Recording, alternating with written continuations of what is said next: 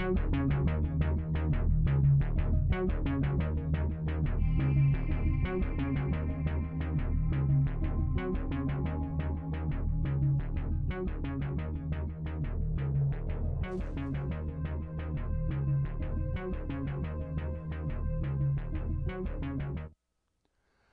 to the program. Hello, I'm your host, Ron Whitlock. Welcome to our round table where we're going to discuss early childhood education. It may not sound like something that may be of interest to you. However, it is critically important. The entire Greater Houston Partnership has determined that its number one priority for that Chamber of Commerce, I might tell you, is early childhood education.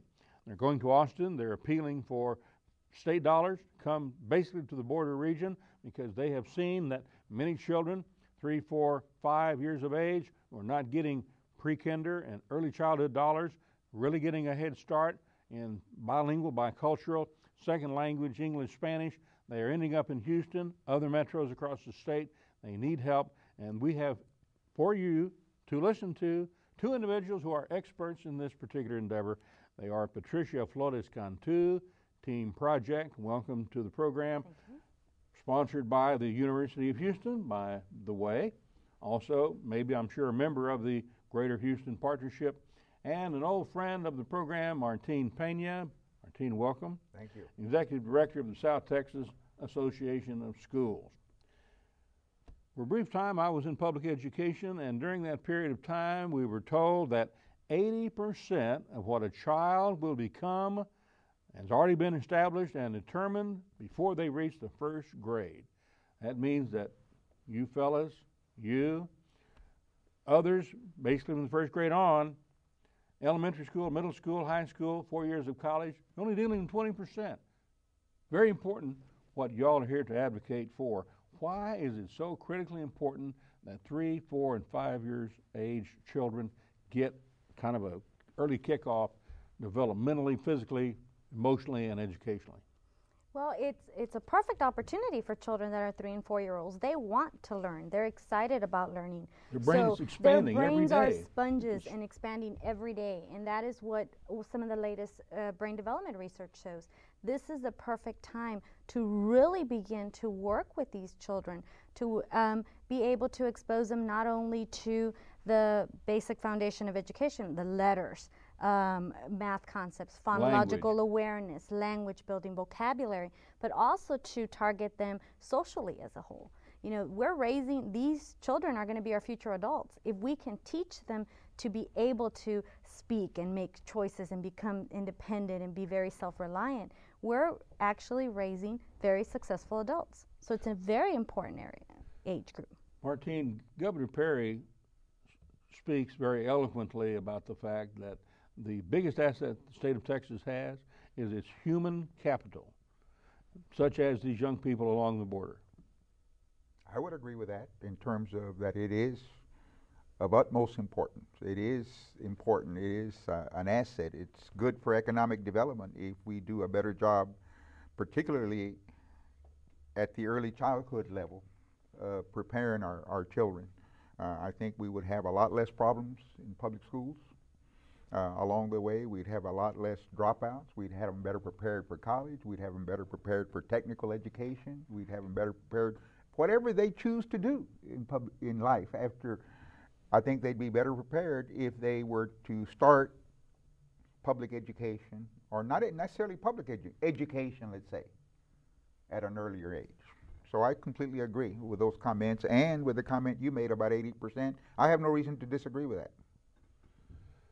The border region, the economic engine for the entire state, U.S.-Mexico region, for the entire nation, perhaps, unquestionably, because NAFTA, CAFTA, all of those things, making this an economic engine par none of the entire worldwide situation. So, on that basis, when you've got these young people coming online, 3, 4, 5 years of age, needing early childhood education, why, again, is it so important that the viewers of this program understand and become engaged more than they may be? Because at this point, it's Houston dictating what the border needs to be doing to the University of Houston, your boss, Team Project, sending you to work with border children in 170 classrooms to try to get them kind of a head start before they end up in Houston. Well, we need more, as far as the border area, more involvement from our communities. Our funds are limited. We could be serving a lot more than 170 classrooms if there was more funding. But because there is no urgency, or the urgency hasn't been created by our community, there isn't a lot of money coming down to focus on early childhood. We're coming from the belief for every dollar invested, it's a $3 return on investment. And that's a very conservative figure. We have heard that it could be up to a $10, $12 return on investment. But why is it taking Houston, Martine, University of Houston, Greater Houston Partnership, trying to tell us we need to deal with our own situation on the border of early childhood education? Well, the Houston area has the population of the Houston metropolitan area is there's probably very little difference in the makeup of the student body of the Houston ISD from Valley schools today. Now, it may not have been that way 20 years ago, but today the Houston ISD's population, student population, is probably very, very little difference between theirs and ours. First grade classes, 60–80% Hispanic children. But let me give you an example, in terms of why we need. Shaking your hand, correct.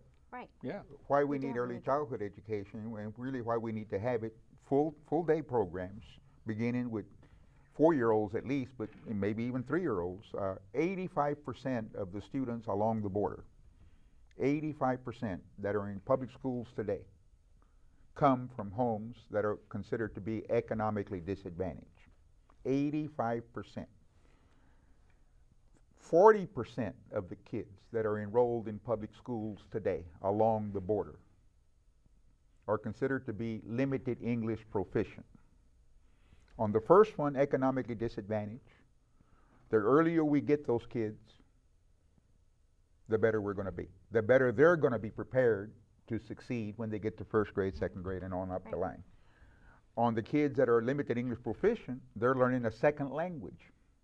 The earlier we begin to teach them that second language, the easier, the more successful they're going to be. It's more difficult to learn that second. If you try to learn a second language today, it would be very difficult. Very difficult. But you try to teach that second language to a young child. No problem. No problem. Piece of cake. Piece of cake. The earlier you get them. So that's why it's important. But these children are the future EMTs, college professors, attorneys. That's right. Teachers. That's right. Doctors, lawyers, all of them. Right. We don't get the funding today. I agree. We don't have today. The state provides funding only to provide a half a day for the 4-year-olds that are economically disadvantaged or are learning English as a second language. Half a day only. Then there's a grant program. So all of our kids that are economically disadvantaged or that are learning English as a second language that are 4-year-olds can get in for a half a day in the public schools. The state pays for it. Then there's a competitive grant program that half of the schools get only that can expand that program for those children to a full day. So the other half are left only with a half-a-day program. We are seeing a lot of children now, because of the working parents, now going into our daycare facilities. Some of them, of course, as Mr. Peña mentioned, they are able to get into pre-K. But then you have another small group who is able to get into Head Start centers, or the last of the group is those private pay people that have to pay it out of their own pocket at daycare centers. So overall, all of these groups have become very important in early childhood, because eventually it's about preparing all of these kids to get into the school districts and start their careers in kinder, first, second, and third. So a lot of the times what these programs like the Team Project, they really help provide that foundation so that eventually when they do get to kinder, they're better prepared so that the kinder teacher can take them to the next level, first grade, and so on. So the University of Houston brings the Team Project to the Texas-U.S. border. Basically, what does it involve and what's it entail and why is it so important? Right. The Texas Early Education Model Project is really a professional, it's 3 basic components. We provide a curriculum for those agencies who don't already have curriculum. The schools are able to get it from their agencies at TEA, but your Head Starts and your daycares are not able to provide for curriculum. So our program gives them state-adopted curriculum, very similar to what's in the schools. We also provide professional development for pre-K teachers.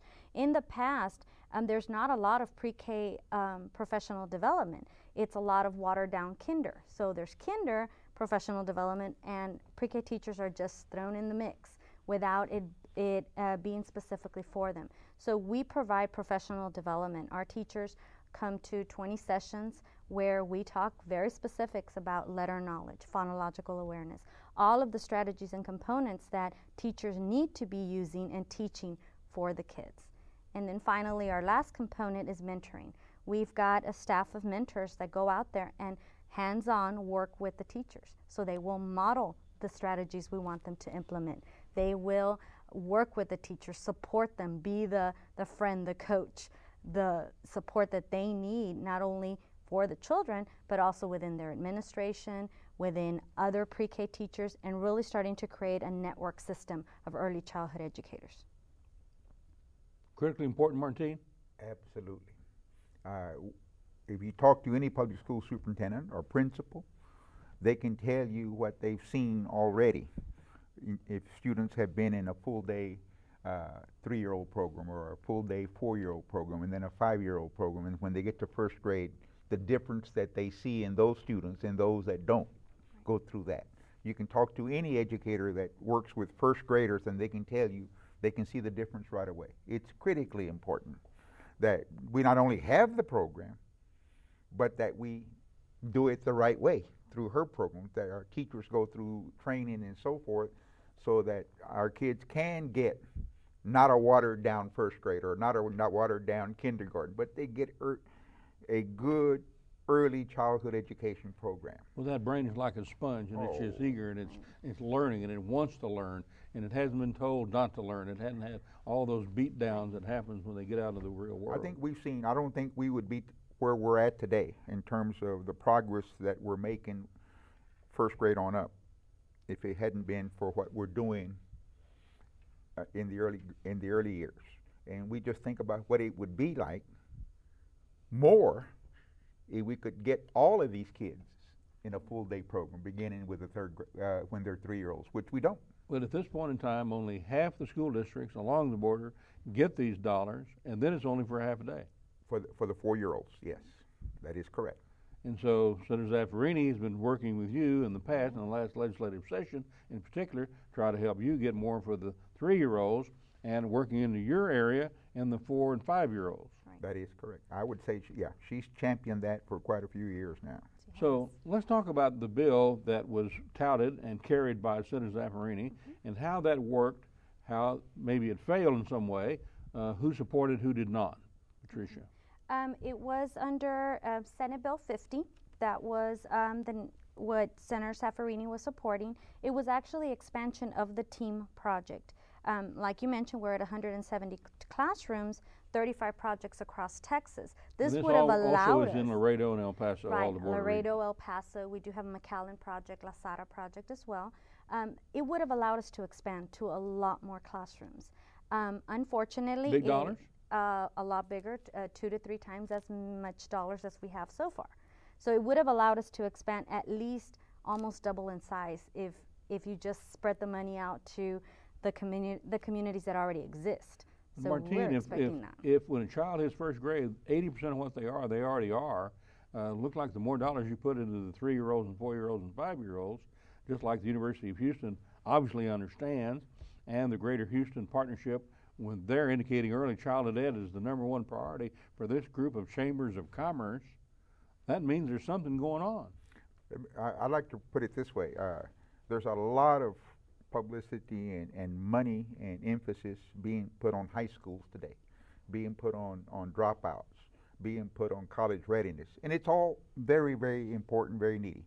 And I like the way I look at that is, and I tell people is, we need to pay as much attention to the starting line as we do to the finish line. Finish line being high school, starting line being early childhood. And right now, early childhood is just a step sister. We're not paying very much attention to it, and we need to pay a lot of attention more and put more of our resources, of the state's resources, to the starting line, early childhood education. That's a perfect description. I mean, we are being, right now with our funding, we're being very reactive to what's already happened instead of being proactive and putting it in early childhood to avoid all of the problems that happen later on. The 9th grade spike, many unable to advance to the 10th grade, so you have this spike of 9th graders who hold over, and it's been indicated at this table by Aaron Peña, Rene Olivera, and Tara Rios Ibarra that perhaps this problem needs to be dealt with, believe it or not, at the pre-kinder and early childhood stage. Why? How? The better start you give them. The earlier you start, the better start. If learning's fun. Learning's fun. They get a chance to do that. We work with parents a lot, get them more involved. It's easier to get them more involved when they're, and get them used to being involved at the early childhood. Those parents tend to stay involved. Right. See, and so I think all of that would lead to kids or students being more successful 1 through 8, and when they get to high school, the chances are they're going to be successful there too, as opposed to now a big chunk of 9th graders get retained in the 9th grade because they don't get the necessary credits to go to the 10th grade, and eventually a good number of those that get retained drop out. Well, Tiger Woods, first time he had a golf club in his hand was like when he's 3 or 4 years old. You look at anybody, look at that, been successful. When the earlier they got started, the more successful they were later in life. Because you're creating not only, as Mr. Peña said, the foundation, but you're also creating the love of reading, the love of writing, making it fun. You mentioned yourself just making it fun. We really focus on it being playful, planful, and purposeful. That there's a reason behind all the games. Oftentimes a lot of people see pre-K as, oh, they're just playing, but they're really playing with a purpose. We're teaching them how to have the love of reading and writing. If all of us think back, if we ourselves likes to read and write, you really think back about what happened in your own past, it really begins to impact it. We know a lot of teachers who do not like to read and write because they themselves were not encouraged to do it. First grade was the first time I went to public school, yet it was my great-grandmother and my grandmother who did all of the kinds of things you're talking about doing now in the setting of pre-K and the daycares and other places. And it's shifted now because a lot of our women and a lot of men are now double income households. They're having to go out there and work. They don't have a choice. So it's come back on daycares, Head Start, schools to also be that, not only the educational support, but the emotional support. Overall, everything, having to develop the whole child. And that's one of the things that our project really tries to do, is to develop that whole child. When I was 4 years of age, my grandmother read for me a Texas history book, and it turned out it was my 7th grade history book. Do you think I passed Texas history at the 7th grade, which my grandmother read to me when I was 4 and 5 years of age? You're nodding your head, of course. Absolutely. I think she'll probably tell you. It ended up with a love for Texas history, by the way. Ms. Cantu will probably tell you that the first teachers are at home. Absolutamente. And to me, that's where you're talking about 80% or 90%. What percentage did you use? 80%? 80%. A lot of that is at home. Absolutely. See. Yeah. Yeah. And I think one of the things I think good early, and she does that, I'm pretty sure, these good programs work very closely with the home. And involving the parents, as Mr. Peña mentioned, it's at that age that in pre-K and kinder, early childhood, the parents are very involved. It's giving them that permission to be involved and then stay involved throughout their education. It's a lot more fun to deal with at 3, 4, and 5 years of age. By the time they get to be 6, they're not quite as much fun. Right? The problem is it's expensive. And that's a big hang-up. It's expensive to do what we need to do, but again, we need to realize how the state demographics are changing, because it's not only changing in the valley. These changes they're the same in Houston. They're the same in Dallas, and so we need to take a look at that. And that's what we do in Austin. Is we try to tell them, we are going to have to address this until we begin to address the starting line with our resources. with our interests, we're not going to be near as successful as we would like to be. So, if it's important to businessmen and economic development presidents, then it's got to be important to deal with these children who are 80% of what they're going to become the first day they reach the first grade. So, is the next session of the legislature going to come up with these dollars to fund more time in these classes, early development, professional education for the teachers going into teaching these third and fourth grade dollars? Because they're not getting those dollars now for the development for these teachers, correct? Right. Or right. not? Well, we're hoping that it is. They're not getting it right now. They're getting some dollars. They're just not getting as much as maybe is needed. We are hoping that within the next legislative session, we do go out there, and there's a lot more interest from the public, from the communities. That's part of it. The time ran out, and it wasn't a controversial issue enough for it to have made it this past session. So coming out there and really trying to get the community support and getting those voices to our representatives, our legislators, that will help bring more dollars. So Flores-Cantu said earlier, I think she said earlier that the funding didn't increase. It just stayed. Right, it stayed. It stayed exactly where it was. So she couldn't expand the project. We had one champion, that was Senator Zaffarini. Right, and we did have others that joined in and co-authored, but again, once it ran out, it was not because they didn't have the support. It was a huge bipartisan issue, but it ran out of time. It wasn't urgent enough or important enough or controversial enough to have. So the next session is going to be some representative from the border in the House to be on this public ed committee, which at this point there are none from the border region on public ed in Austin, in the House. That's correct. So that's something that's got to be pushed for, got to happen from the Valley, Laredo, El Paso, and all the border school districts. That's correct. The nearest one we have on the House Public Education Committee is from the Sugar Land area, Missouri City. What's the last thing you would like our audience to remember, most importantly, about how important and why early childhood education is so critically important to the future of Texas and the border? Go ahead. This is our future. Early childhood education sets up the foundation for the future adults.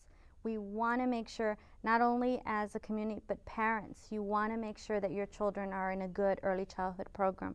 As a community, we've got to create that urgency and really understand that early childhood is going to be the foundation, for later issues and problems. Let's try to be proactive instead of just having to be reactive. I think I tell your viewing audience that they need to talk to their local leaders and to push for us having a more expansive early childhood education program that would take in at least the 4 and 5. Well, we take care of all 5s for a full day. We need to have a full day program for all 4s, and a lot more than we're doing for 3-year-olds. So we need to talk to our local leaders, and then they in turn will talk up the chain. Right.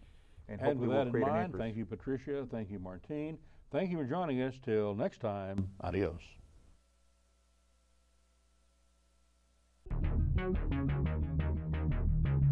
Thank you.